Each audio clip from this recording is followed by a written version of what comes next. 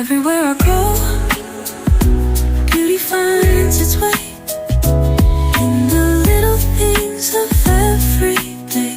Hi guys, we are now in Meiji Jingu Shrine here in Tokyo, and the entrance for this is for free. So let's go around the shrine, guys. Ikot-ikot tayo dito. Okay, and walk with me. Let's go.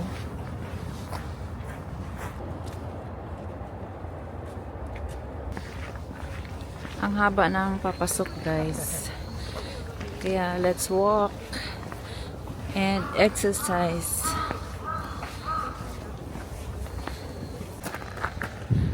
After ng mahabang lakaran, guys, nandito na, papasok na tayo dito sa loob ng shrine.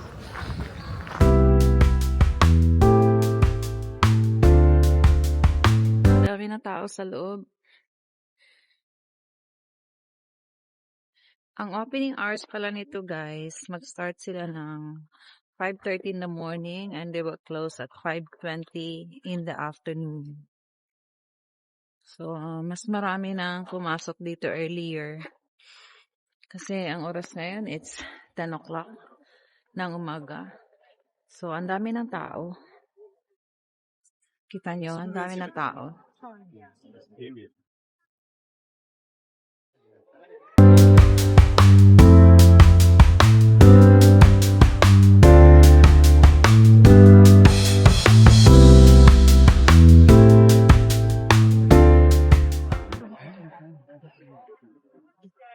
Tingnan natin kung anong ginagawa nila dito. Bakit ang daming tao dito? Ay, ano yung mga yan? Yung mga zodiac. Yung mga souvenirs. Nagbili sila ng mga souvenirs. Yung mga zodiac clay. Bell. Zodiac clay bell.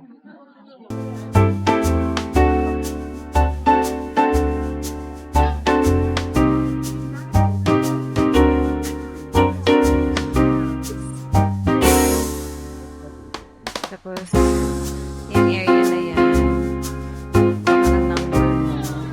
And then, tingnan mo kung anong nakasulat. Yan o.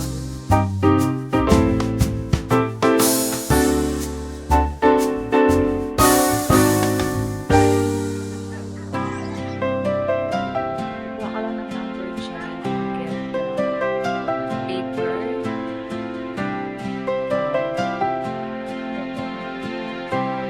Shake mo.